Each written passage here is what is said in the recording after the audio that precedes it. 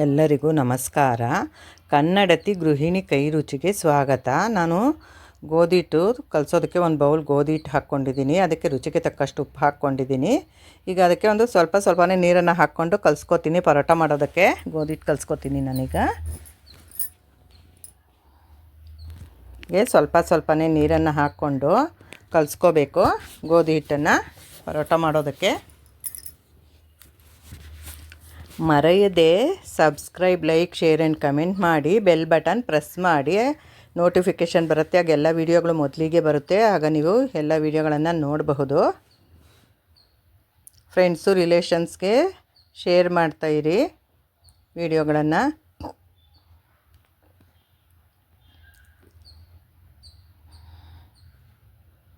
ಹೀಗೆ ಸ್ವಲ್ಪನೇ ನೀರನ್ನು ಹಾಕ್ಕೊಂಡು ನಾವು ಕಲಿಸ್ಕೋಬೇಕು. ಜಾಸ್ತಿ ನೀರು ಹಾಕಿಬಿಟ್ರೆ ತೆಳ್ಳಗಾಗೋ ಚಾನ್ಸ್ ಇರುತ್ತೆ. ಹಾಗಾಗಿ ಸ್ವಲ್ಪನೇ ನೀರನ್ನು ಹಾಕಿ ನಾವು ನೋಡಿಕೊಂಡು ಕಲಿಸ್ಕೋಬೇಕು. ಒಂದು ಬೌಲ್ಗೆ ಅರ್ಧ ಬೌಲು ಆದರೆ ಸಾಕು ನೀರು. ಆ ಥರ ಮೆಜರ್ಮೆಂಟು ಇಟ್ಕೊಂಡು ಬೇಕಾದರೆ ಮಾಡ್ಕೋಬಹುದು. ಒಂದು ಗ್ಲಾಸು ಹಸಿಟ್ಟು ತೊಗೊಂಡ್ರೆ ಅರ್ಧ ಗ್ಲಾಸ್ ನೀರು ಬೇಕಾಗುತ್ತೆ ಅಷ್ಟೇ ಗೋಧಿ ಹಿಟ್ಟು ಕಲಿಸೋದಕ್ಕೆ. ಈಗ ಆಯಿತು ಇದು ಕಲಸಿದ್ದು. ಈಗ ಇದಕ್ಕೆ ನಾನು ಒಂದು ಸ್ಪೂನ್ ಎಣ್ಣೆ ಹಾಕ್ಕೊಳ್ತೀನಿ. ಒಂದು ಸ್ಪೂನ್ ಎಣ್ಣೆ ಹಾಕ್ಕೊಂಡು ಅದನ್ನು ಎಲ್ಲ ಮಿಕ್ಸ್ ಮಾಡಿ ಇಡ್ತೀನಿ. ಎಣ್ಣೆನ ಗೋಧಿ ಹಿಟ್ಟು ಜೊತೆ ಎಲ್ಲ ಮಿಕ್ಸ್ ಮಾಡೋಗೆ ಎಲ್ಲ ಮಿಕ್ಸ್ ಮಾಡಿ ಅದನ್ನ ರೆಸ್ಟ್ ಮಾಡೋಕ್ಕೆ ಬಿಡ್ತೀನಿ. ಒಂದು ಕಾಲು ಗಂಟೆ ರೆಸ್ಟ್ ಮಾಡೋದಕ್ಕೆ ಬಿಡ್ತೀನಿ. ಈಗ ನಾನು ಒಂದು ಪ್ಲೇಟ್ ಮುಚ್ತೀನಿ. ಈಗ ಪರೋಟಾಗೆ ಮಸಾಲೆಗೆ ಬಾಣಲಿ ಇಟ್ಕೊಂಡಿದ್ದೀನಿ. ಮಸಾಲೆ ರೆಡಿ ಮಾಡ್ಕೊಳ್ತೀನಿ. ಸ್ಟವ್ ಹಚ್ಚಿ ಬಾಣಲೆ ಇಟ್ಟಿದ್ದೀನಿ. ಅದಕ್ಕೆ ಒಂದು 4 ಸ್ಪೂನು ಎಣ್ಣೆ ಹಾಕ್ಕೋತೀನಿ.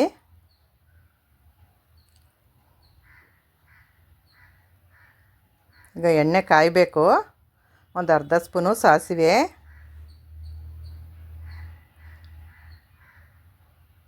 ಒಂದು ಅರ್ಧ ಸ್ಪೂನು ಜೀರಿಗೆ,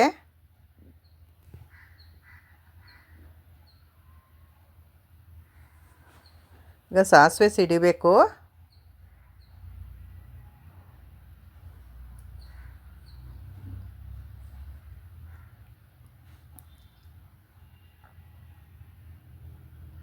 ಈಗ ಜಜ್ಜಿಟ್ಕೊಂಡಿರೋ ಅಂತಹ ಶುಂಠಿನ ಹಾಕ್ತಾಯಿದ್ದೀನಿ. 1 ಇಂಚು ಶುಂಠಿನ ನಾನು ತೊಳೆದು ಸಿಪ್ಪೆ ಎರೆದು ಜಜ್ಜಿಟ್ಕೊಂಡಿದ್ದೆ, ಅದನ್ನ ಹಾಕಿದ್ದೀನಿ. ಈಗ ಸಣ್ಣದಾಗಿ ಹಚ್ಚಿಟ್ಕೊಂಡಿರೋಂತಹ ಕರಿಬೇವು ಒಂದು 10 ಎಲೆನ ಹಚ್ಚಿಟ್ಕೊಂಡಿದ್ದೆ, ಅದು ಹಾಕಿದೆ. ಈಗ ಈರುಳ್ಳಿ ಹಾಕ್ತೀನಿ. ಈಗ ಈರುಳ್ಳಿನ ನಾನು ಒಂದು ಕುರ್ಪಿಯಿಂದ ಎಲ್ಲ ಮಿಕ್ಸ್ ಮಾಡ್ಕೊಳ್ತೀನಿ ಮಸಾಲೆಗೆ.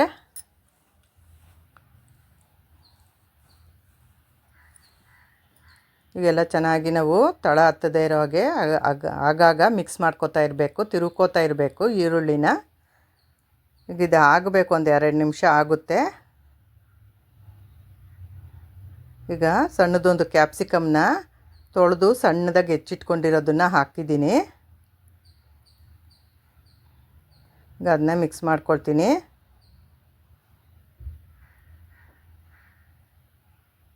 ಎಲ್ಲ ಚೆನ್ನಾಗಿ ಮಿಕ್ಸ್ ಮಾಡ್ಕೋಬೇಕು ಹೀಗೆ. ಈಗ ಹಸಿಮೆಣ್ಸಿನ್ಕಾಯಿ ಒಂದು 2 ಸಣ್ಣದಾಗಿ ಹೆಚ್ಚಿಟ್ಕೊಂಡಿದ್ದೀನಿ, ಅದನ್ನ ಹಾಕ್ತೀನಿ. ಈಗ ಅದನ್ನ ಮಿಕ್ಸ್ ಮಾಡ್ಕೊಳ್ತೀನಿ.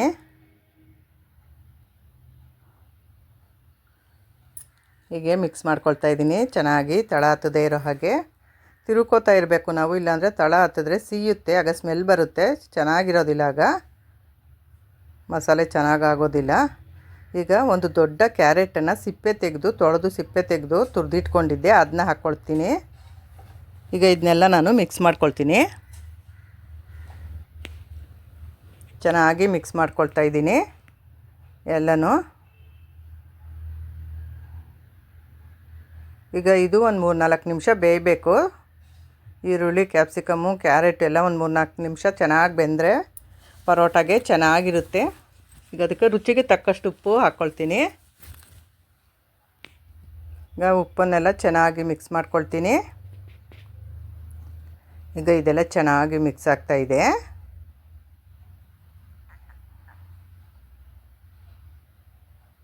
ಇದೆಲ್ಲ ಚೆನ್ನಾಗಿ ಮಿಕ್ಸ್ ಆಗಬೇಕು. ಹೀಗೆ ತಳ ಹತ್ತದೇ ಇರೋ ಹಾಗೆ ನಾವು ನೋಡಿಕೊಂಡು ತಿರ್ಕೋತಾ ಇರಬೇಕು ಆಗಾಗ ಮಧ್ಯದಲ್ಲಿ. ಈಗ ಮಕ್ಕಳು ಮನೆಯಲ್ಲೇ ಇರ್ತಾರಲ್ವ, ಅವ್ರಿಗೆ ವೆರೈಟಿ ತರಹ ಪರೋಟಗಳನ್ನು ಮಾಡಿಕೊಟ್ರೆ ಅವರು ಖುಷಿಯಿಂದ ತಿಂತಾರೆ.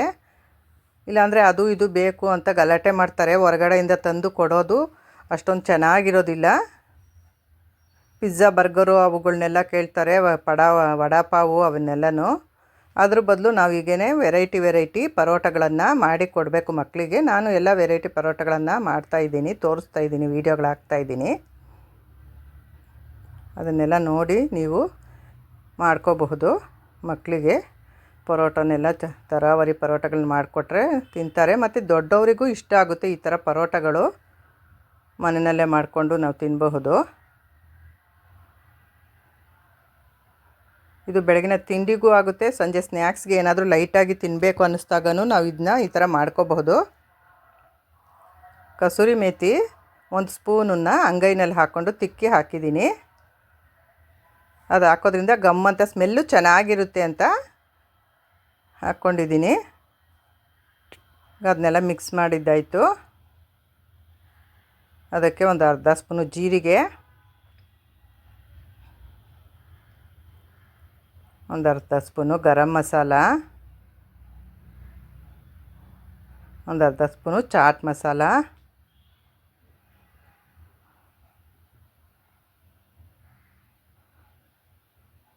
ಒಂದು ಅರ್ಧ ಸ್ಪೂನು ಅರಿಶಿನದ ಪುಡಿ ಹಾಕಿದ್ದೀನಿ. ಅರಿಶಿನದ ಪುಡಿ ಹಾಕ್ಕೋಬೇಕು ಎಲ್ಲದಕ್ಕೂ, ಆರೋಗ್ಯಕ್ಕೆ ಅದು ತುಂಬಾ ಒಳ್ಳೆಯದು. ಎಲ್ಲ ಅಡುಗೆನಲ್ಲೂ ಅರಿಶಿನದ ಪುಡಿನ ನಾನು ಉಪಯೋಗಿಸ್ತೀನಿ. ನೀವು ಉಪಯೋಗಿಸಿ, ಅದು ಆರೋಗ್ಯಕ್ಕೆ ತುಂಬ ಒಳ್ಳೆಯದು. ರೆಸಿಸ್ಟೆನ್ಸಿ ಪವರ್ ಬರುತ್ತೆ. ನಾವು ತರಕಾರಿ ಏನಾದರೂ ಕಟ್ ಮಾಡಬೇಕಾದ್ರೆ ಬೆರಳೇನಾದರೂ ಕಟ್ಟಾದಾಗ ನಾವು ಸಡನ್ನಾಗಿ ಅಡುಗೆ ಮನೆಯಲ್ಲಿರೋವಂಥ ಅರಿಶಿನದ ಪುಡಿನ ನಾವು ಹಾಕ್ಕೊಳ್ತೀವಿ. ಆಗ ಸಡನ್ನಾಗಿ ಬ್ಲಡ್ಡೆಲ್ಲ ನಿಂತೋಗುತ್ತೆ, ರಕ್ತ ಬರೋದು. ತುಂಬಾ ಒಳ್ಳೆಯದು ಇದೆ ಅದರಲ್ಲಿ ಮೆಡಿಸಿನ್ನು, ಅರಿಶಿನದ ಪುಡಿಯಲ್ಲಿ. ಈಗ ಸಣ್ಣದಾಗಿ ಹೆಚ್ಚಿಟ್ಕೊಂಡಿರೋ ಅಂತಹ ಕೊತ್ತಂಬರಿ ಸೊಪ್ಪನ್ನು ಹಾಕ್ಕೊಂಡು ಎಲ್ಲ ನಾನು ಮಿಕ್ಸ್ ಮಾಡ್ಕೊಳ್ತಾ ಇದ್ದೀನಿ. ಎಲ್ಲ ಚೆನ್ನಾಗಿ ಮಿಕ್ಸ್ ಮಾಡ್ಕೊಳ್ತಾ ಇದ್ದೀನಿ. ಈಗ ಇದು ಆಗಿದೆ. ಈಗ ನಾನು ಪರೋಟಾಗೆ ಗೋಧಿ ಹಿಟ್ಟನ್ನು ತೊಗೊಂಡಿದ್ದೀನಿ. ಈಗ ಅದನ್ನ ನಾನು ಹೊಸ್ಕೊಳ್ತೀನಿ, ಲಟ್ಸ್ಕೋಬೇಕೀಗ ನಾನು ಇದನ್ನ.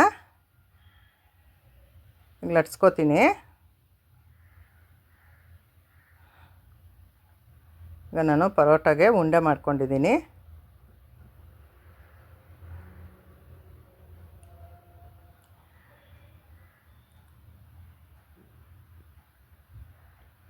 ಈಗ ಸ್ವಲ್ಪ ಹಸಿ ಹಿಟ್ಟು ಹಾಕ್ಕೊಂಡು ಗೋಧಿ ಹಿಟ್ಟನ್ನು ನಾವು ಇದನ್ನು ಅಗಲವಾಗಿ ಪರೋಟಾನ ಹೊಸ್ಕೋಬೇಕು.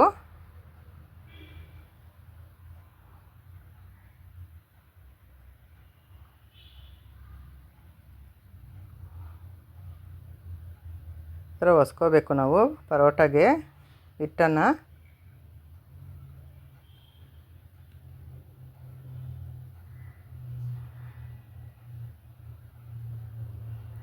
ಸುತ್ತೂ ನಾವು ಲಟ್ಸ್ಕೋಬೇಕು ಕ್ಲೀನಾಗಿ. ತಿರುವಾಕಿ ಹೊಸ್ಕೋತಾ ಇರಬೇಕು ನಾವು.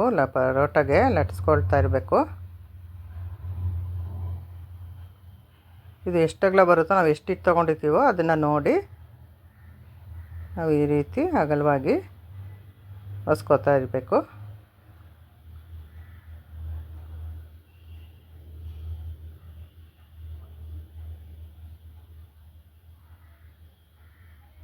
ಈಗ ಇದಾಗಿದೆ.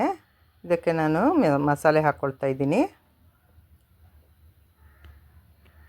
ಮಸಾಲೆನೆಲ್ಲ ಎಲ್ಲ ಕಡೆ ಸುತ್ತು ನಾವು ಹಾಕ್ಕೊಂಡು ಸ್ಪ್ರೆಡ್ ಮಾಡ್ಕೊಳ್ತೀನಿ.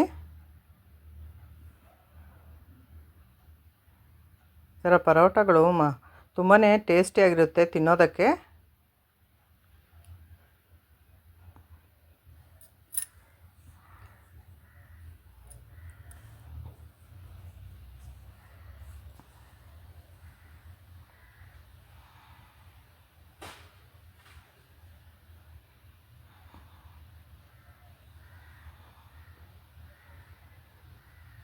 ಈ ಥರ ಮಡ್ಚ್ಕೋಬೇಕು ನಾವು ಪರೋಟನ. ಒಂದು 4-5 ಫೋಲ್ಡ್ ಆಗುತ್ತೆ. ಅದನ್ನ ನೋಡಿಕೊಂಡು ನಾವು ಎಷ್ಟಾಗುತ್ತೆ ಅಂತ ನಾವು ಅದನ್ನ ನೋಡಿಕೊಂಡು ಪರೋಟಗೆ ಮಡ್ಚ್ಕೋಬೇಕು.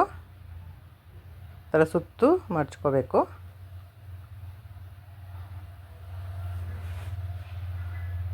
ಈಗ ಮಡ್ಚ್ಕೊಂಡು ಒಂದು ಚಾಕುವಿನ ಸಹಾಯದಿಂದ ಅದನ್ನ ಮಧ್ಯಕ್ಕೆ ಕಟ್ ಮಾಡ್ಕೋಬೇಕು.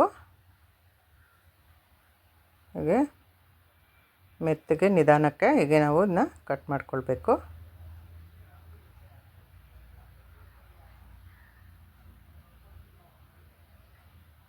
ಇದರಿಂದ 2 ಪರೋಟ ಮಾಡ್ಬೋದು. ಈಗ ನಾನು ಒಂದನ್ನು ಒಂದು ಸೈಡ್ಗೆ ಇಟ್ಟಿದ್ದೀನಿ ಕಟ್ ಮಾಡಿರೋದನ್ನು, ಇನ್ನೊಂದನ್ನು ಈ ಥರ ಸುತ್ಕೊಳ್ತಾ ಇದ್ದೀನಿ. ಈ ಥರ ಸುತ್ತಕೊಂಡು ಅದಕ್ಕೆ ಒಂದು ಸ್ವಲ್ಪ ಮೇಲಿಂದ ಗೋಧಿ ಹಿಟ್ಟನ್ನು ಹಾಕ್ಕೊಂಡು ನಾವು ಲಟ್ಸ್ಕೋಬೇಕು. ಹೀಗೆ ಮೆತ್ತಗೆ ಲಟ್ಸ್ಕೋಬೇಕು, ತುಂಬ ಭಾರ ಬಿಟ್ಟು ಲಟ್ಸೋ ಹಾಗಿಲ್ಲ. ಹೀಗೆ ಮೆತ್ತಗೆ ಲಟ್ಸ್ಕೊತಾ ಇರಬೇಕು.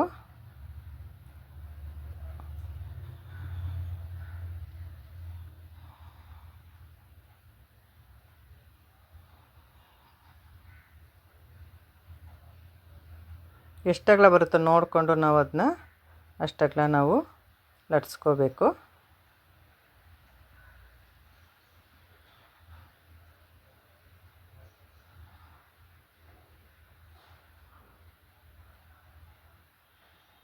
ಈಗ ಇದು ಆಗಿದೆ ಕರೆಕ್ಟಾಗಿ. ನಾನು ಸ್ಟವನ್ನು ಹಚ್ಚಿ ತವ ಇಟ್ಟಿದ್ದೀನಿ ಕಾಯೋದಕ್ಕೆ. ಮೊದಲಿಗೆ ಇಟ್ಕೊಂಡಿದ್ದೆ, ಈಗ ತವ ಕಾದಿದೆ. ಅದಕ್ಕೆ ನಾನು ಲಟ್ಸ್ಕೊಂಡಿರೋಂಥ ಪರೋಟನ ಹಾಕ್ಕೊಳ್ತೀನಿ. ಎಣ್ಣೆ ಸ್ಪ್ರೆಡ್ ಮಾಡ್ಕೊಂಡಿದ್ದೀನಿ ಒಂದು ಅರ್ಧ ಸ್ಪೂನು. ಈಗ ತವ ಮೇಲೆ ಪರೋಟ ಹಾಕಿದೆ. ಈಗ ಅದಕ್ಕೆ ಒಂದು ಅರ್ಧ ಸ್ಪೂನು ಎಣ್ಣೆನ ಸ್ಪ್ರೆಡ್ ಮಾಡ್ಕೊಳ್ತೀನಿ, ಸವರ್ಕೊಳ್ತೀನಿ.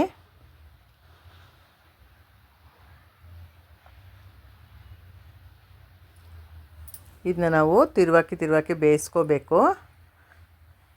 ಸ್ವಲ್ಪ ಸ್ಟವನ್ನು ನಾವು ಮೀಡಿಯಮ್ ಫ್ಲೇಮಲ್ಲಿ ಇಟ್ಕೋಬೇಕು. ತುಂಬ ಕಡಿಮೆ ಇಟ್ಟರೂ ಆಗೋಲ್ಲ, ತುಂಬ ಜೋರಾಗಿಟ್ರೂ ಸಿಯೋ ಥರ ಆಗುತ್ತೆ. ಮೀಡಿಯಮ್ ಫ್ಲೇಮಲ್ಲಿ ಇಟ್ಕೊಂಡು ನಾವು ಬೇಯಿಸ್ಕೋಬೇಕು.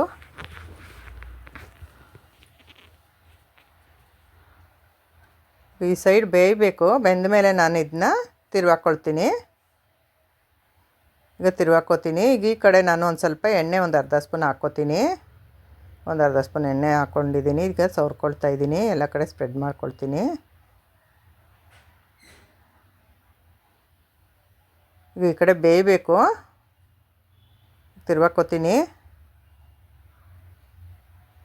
ಎರಡೂ ಸೈಡು ಚೆನ್ನಾಗಿ ಬೇಯಿಸ್ಕೋಬೇಕು. ಇದು ಪರೋಟ ಒಂದು ಸ್ವಲ್ಪ ದಪ್ಪ ಇರುತ್ತಲ್ವ, ಹಾಗಾಗಿ ನಾವು ಚೆನ್ನಾಗಿ ಬೇಯಿಸ್ಕೋಬೇಕು ತಿರುವಾಕಿ.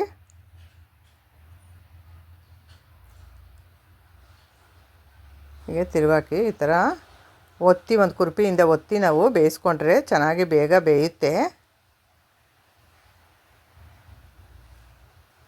ಈ ಥರ ಬೇಯಿಸ್ಕೋಬೇಕು.